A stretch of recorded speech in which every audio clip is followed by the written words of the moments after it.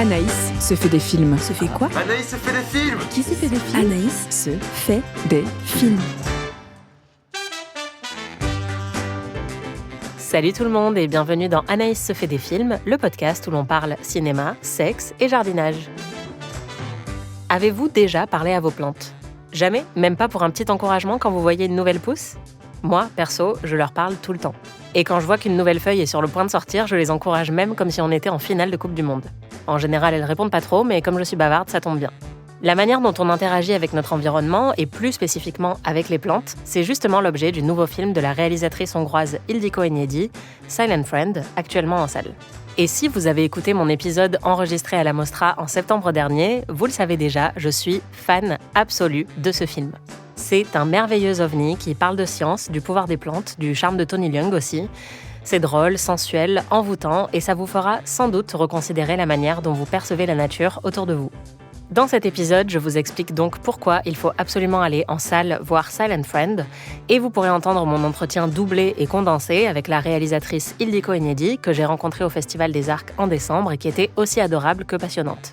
Et puis restez bien jusqu'à la fin parce que j'ai aussi décidé d'inaugurer un petit courrier des lecteurs que vous pourrez retrouver à la fin de chaque épisode. Vous le savez, j'avais un format Anaïs vous répond que je sortais ponctuellement, mais en fait j'ai envie que vous ayez vraiment un espace pour vous exprimer dans chaque épisode du podcast. Et donc à la fin, je pourrai vous consacrer un peu de temps pour lire vos commentaires et répondre à vos questions.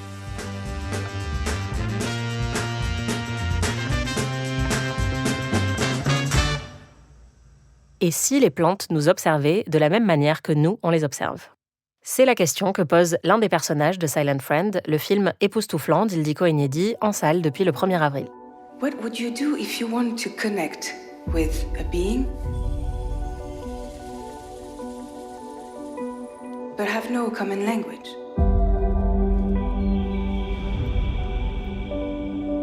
What I want to test is not so complex. What if they observe us the same way we observe them? You know, when I see a botanical garden, I see a bunch of lonely souls.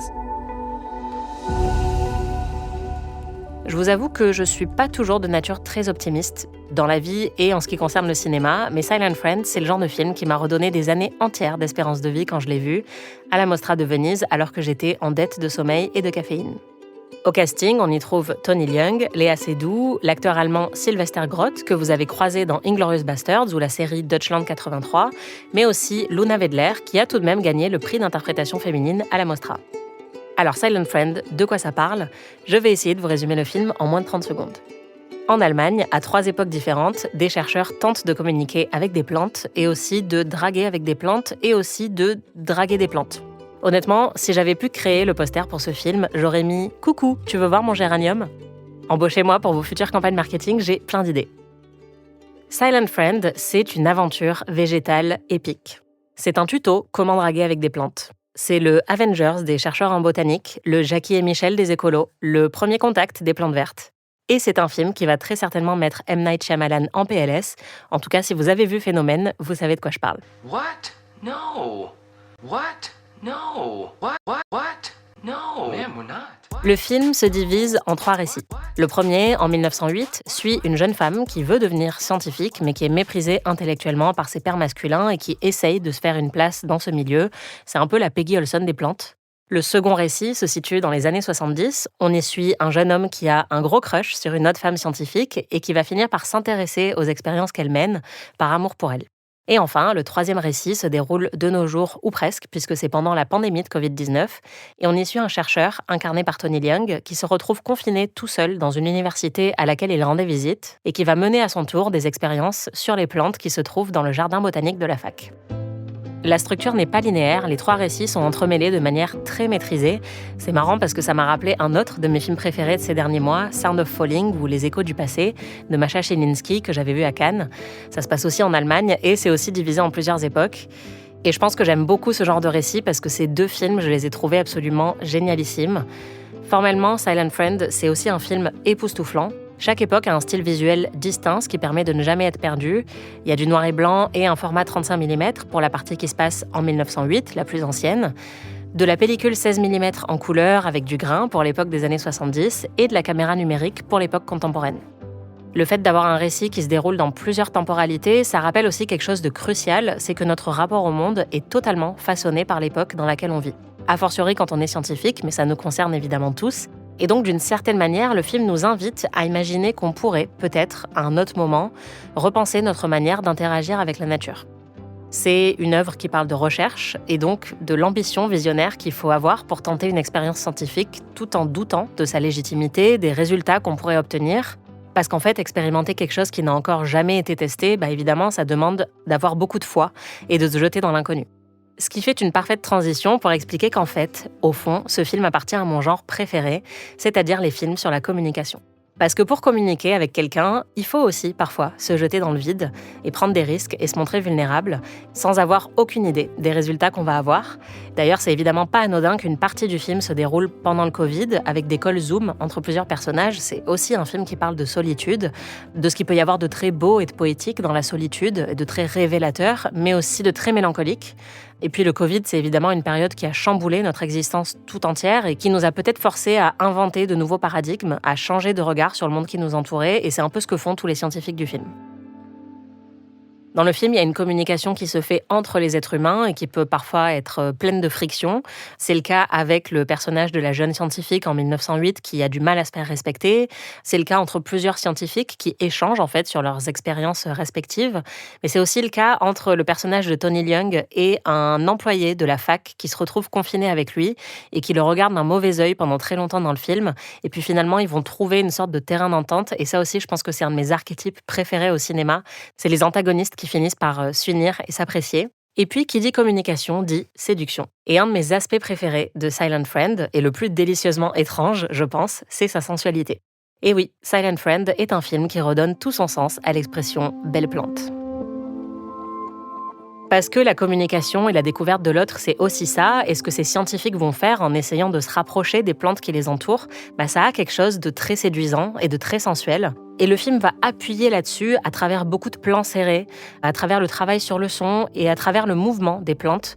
Il y a des plans, par exemple, sur les plantes qui poussent qui évoquent tout de suite quelque chose de phallique. Le travail sur le son, il est vraiment remarquable. Dans le dossier de presse, Ildiko Enyedi dit « L'amour rend attentif ». Et c'est un peu ce que fait le film aussi. Il nous pousse gentiment à être plus attentifs à ce qu'on regarde et à ce qui nous entoure. Pourquoi ? Parce que c'est un film qui évite vraiment la narration conventionnelle, qui exige donc notre attention, mais qui le fait de manière très douce et qui est captivant de bout en bout. Il faut préciser aussi que c'est quand même un film unique parce que chaque plante du film est créditée et nommée dans le générique de fin. C'est merveilleux et d'ailleurs, dans mes notes à Venise, j'ai écrit que j'avais envie de me lever et d'applaudir à certains moments du film. Je ne l'ai pas fait car je ne suis pas à ce point ivre d'attention. Mais j'ai vraiment été frappée par cet aspect sensuel du film et à cet égard, le fait d'avoir casté Tony Leung, c'est un vrai coup de génie. Tony Leung, c'est un acteur né à Hong Kong qui est incroyablement charismatique et expressif, alors qu'il est connu pour des rôles plutôt silencieux et timides, notamment chez Wong Kar-wai, si vous avez vu In the Mood for Love ou Chungking Express, qui sont parmi ses rôles les plus emblématiques. Et c'est vraiment génial de le retrouver ici, dans une phase plus avancée de sa carrière, et de voir qu'il n'a absolument rien perdu de son pouvoir de séduction.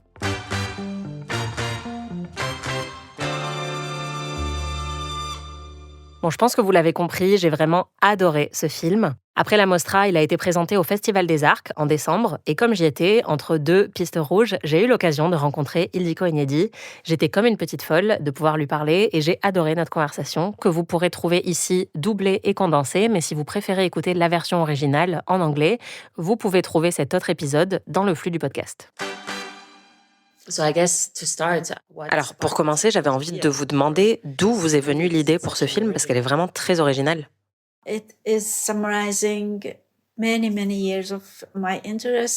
Ça fait des années que tous les sujets de ce film m'intéressent.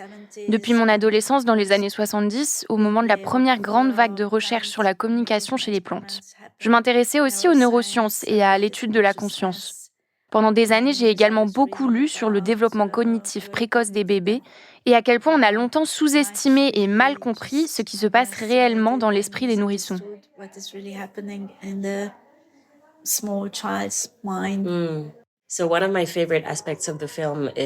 Un des aspects que j'ai préféré dans le film, c'est la sensualité qui se dégage des plantes.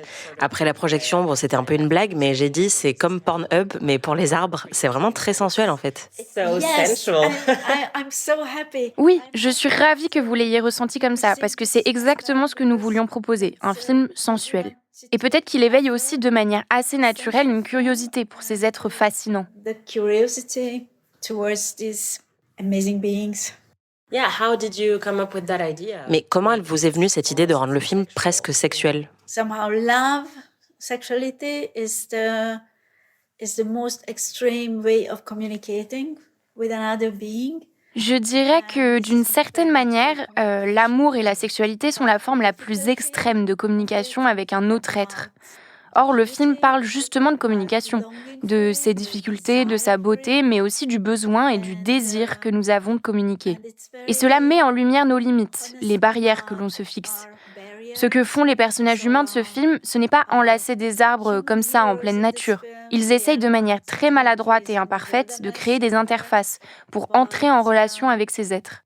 Ils expérimentent pour tenter d'entrevoir même un tout petit peu ce que ça signifie d'être autre, d'être une plante.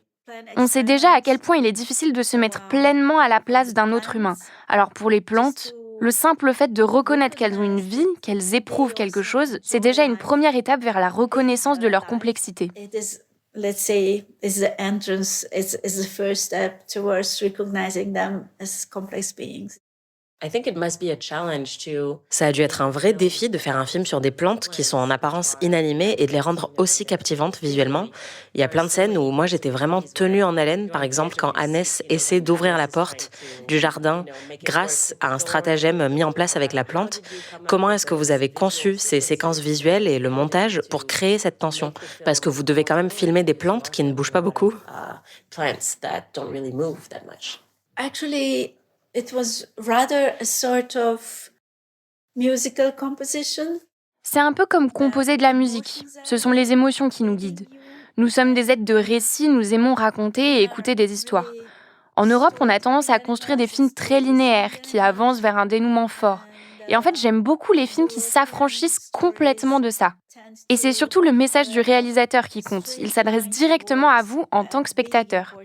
Moi, je voulais avant tout proposer une expérience. Il fallait donc trouver un équilibre très fin entre les éléments narratifs qui permettent de s'attacher aux personnages et cette envie de calmer ou de détourner notre besoin d'histoire, de climax, de conclusion spectaculaire.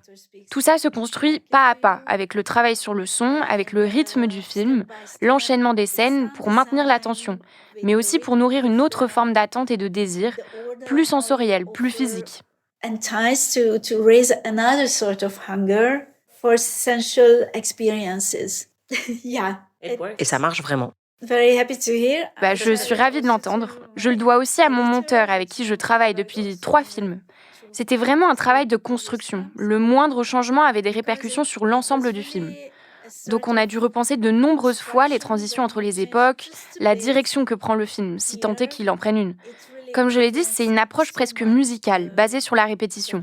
Le même jardin, le même petit chemin, le même bâtiment, la même porte. Et soudain, une autre personne apparaît au même endroit. Et comme on est dans le même lieu, la différence devient d'autant plus perceptible. Non pas de manière sociologique, mais presque intime, comme un étudiant des années 70 aurait pu la ressentir en empruntant ce petit chemin. Je vais vous donner un exemple très simple. On voulait être très transparent en utilisant les outils classiques du langage cinématographique. L'herbe du jardin, par exemple. On ne la remarque jamais vraiment, elle fait partie du décor. Pour la partie qui se déroule en 1908, on a tondu très court les zones filmées. Tout était maîtrisé, ordonné, pas un brin d'herbe ne dépassait. On a même installé de petites barrières pour délimiter les allées où on peut marcher et l'herbe de l'autre côté. Greta les enjambe, ce qui attire l'attention sur cet espace. À l'inverse, dans les années 70, ce n'est pas un hasard. Dès la première scène, on est devant la même porte, mais on a posé la caméra au niveau du sol. On a filmé ces scènes avant la période avec Greta, donc on avait laissé l'herbe très haute, pleine de petites fleurs, d'insectes, d'abeilles. Et le son participe aussi à cette impression de vie. Des gens sont assis dans l'herbe, pieds nus, cheveux longs. Ce sont des moyens très simples, presque primitifs, de créer des sensations très différentes et des expériences très différentes dans un même espace. Creating very different feeling of self in a space, in a reality. And how did you think of the different ways visually to... Et comment est-ce que vous avez pensé la représentation visuelle de ces époques différentes? In film, you can just rely on sound and image. Au cinéma, on peut uniquement se reposer sur l'image et sur le son, alors qu'on veut évoquer des choses invisibles et inaudibles. Les phéromones, les hormones, le pollen. Je tenais à rester encore une fois dans une forme de simplicité. Je voulais créer une immersion, parfois en amplifiant les sons naturels, parfois en les mixant différemment. Dans la partie qui se déroule dans les années 70, par exemple, il y a beaucoup plus d'insectes et on les entend davantage. Il y en avait aussi peut-être beaucoup à l'époque de Greta, mais elle était focalisée sur la structure des plantes, sur ce qu'elles découvrent. Leur sensualité passe par leur forme, pas par le son. Et puis, on a aussi inventé des sons qui n'existent pas, mais que le spectateur reconnaît instinctivement, comme celui des racines, par exemple. On ressent leur puissance, leur vie cachée, alors que nous, on reste à la surface. Au début du film, il y a cette graine minuscule, mais qui remplit presque tout l'écran. Là, grâce au son, on a créé quelque chose de collant, d'étrange, presque inquiétant. Pour dire dès le départ, ce n'est pas un film sur de mignonnes petites plantes. C'est un film sur une force, sur quelque chose qui nous dépasse. A bit creepy sounds to show that it's not a film about cute little plants. It's about this power, what we are not aware of. Yeah, that sound design sometimes it's... Mais oui, avec ce design sonore, par moments, on a presque l'impression d'être dans un film d'horreur. I worked for the first time with a French sound designer. Oui, exactement. Pour ce film, j'ai travaillé pour la première fois avec un designer sonore français, quelqu'un de formidable, avec une imagination débordante. Et les bruiteurs étaient incroyables aussi, encore des Français. On a beaucoup discuté du type de sensation que nous voulions créer. Et puis, on a essayé des approches différentes. Prenez les oiseaux, par exemple. On peut suggérer le jour ou la nuit, simplement en choisissant lesquels on entend et comment. It pulls away the attention of the spectator from the plant. Yeah, I don't know how you say in English nature morte. Oui, je sais pas comment on dit nature morte en anglais, mais c'est intéressant parce qu'au début, quand Greta prend tout en photo, c'est l'expression qu'on pourrait employer nature morte. Mais plus le film progresse, plus on comprend que la nature, au contraire, elle est profondément vivante. J'ai trouvé ça vraiment puissant d'un point de vue symbolique de redonner la vie à cette nature, cette idée que même si notre planète est sans doute un peu plus morte aujourd'hui qu'il y a un siècle, qu'il faut continuer à la faire vivre et à la régénérer. Sans transition, j'ai une amie qui pense que le personnage de Sylvester, à l'époque contemporaine, ce serait en fait Hannes, le jeune des années 70. Character in the present time is Hannes. Non. Oui, je sais. Dès la sortie de la projection, mon amie m'a dit « Je suis sûre que c'est le même personnage. » It's exactly that instinct that we want stories. Oui, c'est exactement ce réflexe dont je parlais. Le fait qu'on veut absolument relier les choses, construire des histoires, trouver des liens entre les personnages. Et justement, c'était un choix très délibéré de ne pas le faire. Le film parle de leur relation à la nature, pas de leur relation entre eux. Et encore une fois, les plantes ne sont pas de simples figurantes dans l'histoire humaine. Et Hannes est très différent de Sylvester. Il est timide, mais aussi très physique, presque animal, avec quelque chose d'enfantin. Il n'est pas du tout rigide. Il évolue énormément grâce à cette jeune femme pleine de vie qu'il va rencontrer. Through this very powerful young girl, Gondola. Mais ça m'a vraiment frappé d'avoir cet échange avec mon amie en sortant de la projo parce que moi j'avais adoré le film, elle aussi, mais on l'a pas compris de la même manière et elle c'est la première chose à laquelle elle a pensé. Et d'un côté j'aime bien qu'il y ait des théories, que ce qu'on voit à l'écran génère toutes ces réflexions, mais j'ai aussi l'impression qu'aujourd'hui en fait on cherche à tout expliquer, à tout résoudre en permanence. Peut-être que c'est à cause des séries télé ou de cette culture des théories en ligne qui s'est développée sur Reddit, mais parfois je trouve que ça va trop loin et c'est bien aussi de ne pas tout comprendre parfaitement. Il n'y a pas besoin que tout soit résolu. Oui, et d'une certaine manière, dans mon film, toutes les histoires sont laissées un peu en suspens. Oui, j'adore ça, je trouve ça parfait. Et comment est-ce que vous avez pensé à Tony Leung pour ce rôle? C'était vraiment un plaisir de le voir dans le film. Ah, j'ai écrit le rôle pour lui. Ah, d'accord. Ce qui m'intéressait, c'est qu'il a une image très forte à l'écran, liée au film de Wong Kar-wai, mais qui est aussi une forme de bouclier, cette image du charmeur très sensible, mais fermé émotionnellement. Mais en regardant des interviews de lui, j'ai découvert quelqu'un de totalement différent. Une personne très sincère, avec une forme de pureté presque enfantine, curieuse du monde et très engagée dans sa manière de vivre. C'est quelqu'un de discret, qui cherche à donner du sens à sa vie. Et en même temps, c'est une immense star, encore plus en Asie. Ce n'est pas simple à porter. Ce qui m'a frappé dans ces interviews, c'est qu'il baissait la garde, ce qui est très rare. Les énormes stars aujourd'hui sont très contrôlées dans leur image. Et j'ai trouvé ça extrêmement touchant. Et puis bien sûr, je savais qu'il était un acteur extraordinaire, avec un charisme unique.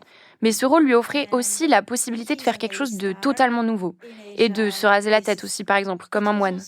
J'étais un peu stressée de lui proposer, mais il a accepté avec enthousiasme. I was very nervous because I knew that I wanted this, and he went with it very happily. Yeah, and it feels like such a great evolution in his. Oui, et c'est une évolution assez fascinante dans sa filmographie parce qu'il a beaucoup marqué le cinéma romantique et sensuel. Et là, on le retrouve dans un autre film sensuel, mais en même temps très différent. Au début, ça peut surprendre, et puis en fait, très vite, on se dit « bah non, évidemment ». Il faut aussi que je vous dise qu'à la projection presse à Venise, au moment du générique, quand les plantes apparaissent avec leur nom, toute la salle a applaudi. Et j'ai trouvé ça vraiment génial, cette idée de leur donner une place à part entière.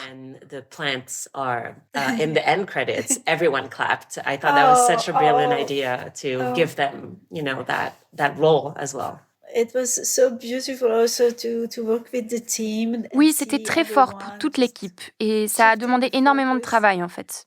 Ma deuxième assistante, qui est une amie proche, y a consacré environ 1 mois avec l'aide de sa mère qui est botaniste. Parce que bon, vous avez vu la liste, il fallait analyser chaque image pour identifier les plantes en arrière-plan et retrouver leur nom. Un travail colossal.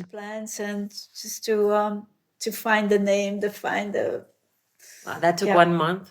Just Waouh, c'est impressionnant. Ça vous a pris 1 mois, c'est incroyable. Oui, mais elle a adoré faire ça. Ouais, et ça valait le coup. Je trouve que politiquement, ça a dit quelque chose de très fort sur la manière dont vous avez conçu cette histoire. Ça nous pousse à réfléchir autrement à la communication, mais aussi à la nature qui nous entoure. Enfin, moi, ça m'a donné un sentiment d'urgence sur la nécessité de prendre soin de ce qui nous entoure. Et du coup, leur donner un nom, ça a beaucoup, beaucoup de sens. everything that's around us in a different way, so it makes sense to name them. C'est très intéressant de l'entendre formuler comme ça. Et oui, savoir que les gens ont applaudi, ça me touche beaucoup. Ouais, vraiment. Mais c'est ce que j'ai ressenti tout au long du film, en fait. Honnêtement, ce film correspond à beaucoup de choses que j'aime trouver au cinéma. C'est totalement ma came. Mais j'avais envie d'applaudir à plein de moments, même si, paradoxalement, c'est un film assez calme. Et comme vous le disiez, il ne suit pas une narration classique, mais ça fonctionne totalement. Et pour moi, honnêtement, c'était presque comme regarder Fast and Furious. J'étais tellement investie dans la vie de ces plantes, vous n'avez pas idée. Fast and the Furious, I'm like, yes, I'm so involved in it, in the life of these plants. Allô? Hello?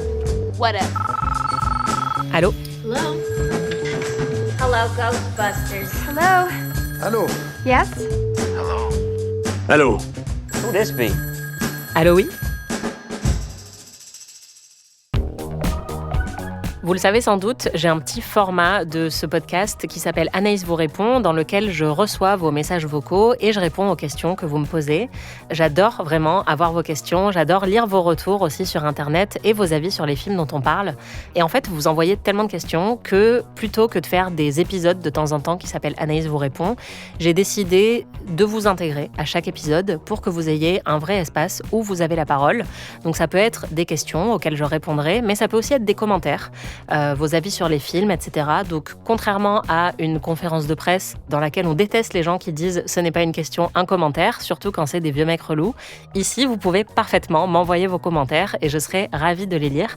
Vraiment, sachez qu'il y a un truc qui me fait énormément plaisir, c'est quand vous m'écrivez pour me dire que vous êtes allé voir un film dont j'ai parlé dans le podcast et que vous l'auriez sans doute pas vu sans le podcast. Vraiment, ça, c'est le plus beau cadeau qu'on puisse me faire. Je suis hyper contente de savoir que je peux vous permettre de découvrir des nouveaux films que vous n'auriez pas vus autrement.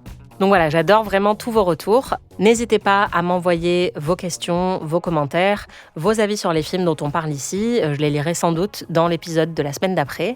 Et d'ailleurs, cette semaine, je vous ai demandé sur Instagram ce que vous aviez pensé de Julian, qui faisait l'objet de l'épisode précédent. Et visiblement, ça vous a plu. En tout cas, c'est ce que pas mal d'entre vous m'ont dit. Tatiana, notamment, m'a dit « C'était incroyablement beau », donc je suis vraiment ravie. Il y a aussi Galadriel, pas celle du Seigneur des Anneaux, enfin je pense, qui m'a dit « Aïe aïe aïe, j'en attendais beaucoup, mais comme pour la petite dernière et Love Me Tender, j'ai détesté. Par contre, j'ai adoré les recos du podcast. C'est rare de voir Blue Jean et La Favorite dans les listes de films lesbiens, alors qu'ils sont vraiment emblématiques. J'aurais aussi cité But I'm a Cheerleader, Happiest Season et Love Lies Bleeding, qui sont dans mon panthéon personnel. Hâte du prochain épisode du podcast. » Merci beaucoup Galadriel, c'est vraiment très bizarre, je pensais pas que je prononcerais cette phrase un jour. Aïe aïe aïe, effectivement, je pense qu'on n'a pas du tout les mêmes goûts. Moi, je suis pas fan de Love Lies Bleeding et Happiest Season. Enfin, j'aime beaucoup Aubrey Plaza en costard dans Happiest Season et Kristen Stewart comme toujours. Mais bon, je trouvais que c'était aussi un film qui était assez dur au final, sous justement son apparence de rom-com de Noël, un peu commerciale, un peu charmante. On était quand même sur une histoire de coming out forcé et d'un personnage qui retourne dans le placard. Donc, enfin, j'avais trouvé ça un peu étrange. Love Lies Bleeding, bon pareil, j'adore Kristen Stewart, mais honnêtement, j'étais pas 100% convaincue. Et c'est vrai que But I'm a Cheerleader, c'est pas mal aussi, et ça fait vraiment partie des classiques du genre, donc merci de me l'avoir rappelé. Et puis je suis vraiment triste que t'aies pas aimé Love Me Tender, mais bon, c'est ça qui est bien, c'est qu'on n'a pas tous les mêmes goûts dans la vie. Donc je suis ravie de recevoir des opinions qui sont pas totalement raccord avec les miennes.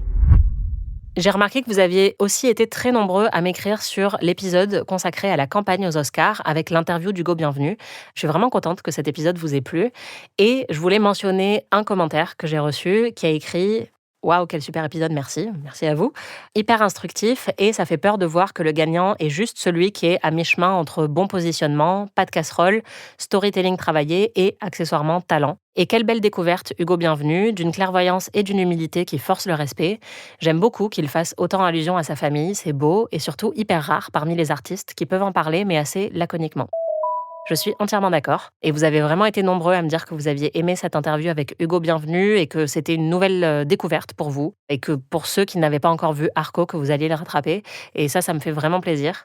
Il y a aussi quelqu'un qui m'a écrit après mon épisode bilan sur les Oscars, qui a dit « Merci pour l'épisode et l'interview de Sinners. Globalement assez content du palmarès de la soirée, cérémonie que j'ai trouvée assez soporifique. Je m'attendais à un peu plus d'activisme. Mais bon, après quelques années à vivre aux US, j'aurais dû m'en douter, il reste toujours très silencieux. J'ai lu un article qui résume bien la situation. Hollywood sous Trump, le silence comme stratégie de survie. Un peu triste pour Marty Supreme, qui est un excellent film et est reparti bredouille. » Là aussi, je suis totalement d'accord. L'absence d'activisme à Hollywood en ce moment, c'est un sujet que je surveille de très très près. Vous savez que je vous en ai déjà parlé dans le podcast, mais clairement, c'est, on va dire, un de mes objets de recherche à l'heure actuelle. Et puis, je suis tout à fait d'accord pour Marty Supreme, c'est un peu triste qu'il soit reparti bredouille. Mais bon, c'est le cas de beaucoup de très très très bons films, et je pense que ça n'enlève rien à la qualité du film. Et enfin, j'ai reçu une question de Laura récemment, à laquelle je pense qu'il est assez important que je réponde. On l'écoute. Coucou Anaïs, j'espère que tu vas bien. Alors je m'appelle Laura et j'ai une petite question sur la création de tes podcasts. Est-ce que tu les penses plutôt pour être écoutés avant ou après l'œuvre dont tu parles ? Et est-ce que donc c'est pour donner envie pour toi de la faire découvrir ou d'en faire un débrief ? Et je voulais savoir également si ça a influencé ta manière de les créer. Merci ! Merci beaucoup Laura pour ta question. En fait, c'est une question compliquée parce que j'ai envie de donner envie aux gens d'aller voir un film avant qu'ils ne l'aient vu. Mais la plupart du temps, quand je parle d'un film, je me retiens pas forcément de spoiler certains aspects du film. Pour moi, c'est vraiment important, surtout quand on veut rentrer un petit peu dans les détails de ce qui rend le film aussi bon, de pouvoir en parler librement sans se censurer. Donc, j'ai plutôt tendance à dire que si vous avez peur des spoilers, il vaut mieux écouter mon podcast après avoir vu les films en question. Il y a certains films qui sont très twisty, et à ce moment-là, je vais évidemment le mentionner dès l'intro pour dire, voilà, spoiler. Mais sinon, pour un film comme Julian, par exemple, parce qu'il y a plusieurs personnes qui m'ont posé la question, je pense pas que ce que j'ai dit dans le podcast révèle énormément du film, donc je pense que vous pouvez le regarder et écouter le podcast un peu dans l'ordre que vous voulez. C'est un peu pareil pour Silent Friend, dont j'ai parlé aujourd'hui. Je pense que vous pouvez écouter ce podcast après l'avoir vu ou avant l'avoir vu. Ce que j'espère vraiment, c'est que faire ce podcast pourra envoyer certaines personnes en salle. Mais de manière générale, moi, je sais que j'aime bien lire des critiques après avoir vu une œuvre. Et donc, c'est un peu comme ça que je conçois mes propres critiques aussi. Je pense que, en fait, je préfère parler de l'aspect technique et de la manière dont le film a été fabriqué pour des gens qui auraient déjà un peu en tête le film dont on parle. Et ça me paraissait important de le mentionner maintenant parce que le prochain épisode du podcast va porter sur le film The Drama avec Robert Pattinson et Zendaya. Et c'est un film qui comporte des twists et je pense qu'on va en parler assez librement dans l'épisode du podcast. Donc voilà, sachez que cet épisode sera plutôt destiné aux gens qui auront déjà vu le film. Merci beaucoup et j'attends évidemment toutes vos autres questions et commentaires pour les épisodes suivants. Continuez à m'écrire et n'hésitez pas à envoyer des vocaux aussi. J'aime bien entendre vos voix de la manière la moins creepy possible. Pour me contacter, le plus simple, c'est de passer par l'adresse mail podcast@slate.fr. Vous pouvez aussi me contacter sur Instagram, mais parfois il y a énormément de messages et donc c'est possible que votre message passe à la trappe par ce biais-là. Mais sachez que voilà, on essaye avec Aurélie de tout regarder, que ce soit sur Instagram, sur YouTube, sur Spotify, sur Apple Podcast. Bref, on regarde tous vos commentaires au maximum et à chaque fois qu'on peut, on y répondra. Voilà, merci beaucoup. Anaïs se fait des films est un podcast d'Anaïs Bordage, c'est moi. Produit par Slate Podcast. Production éditoriale, montage et réalisation Aurélie Rodriguez.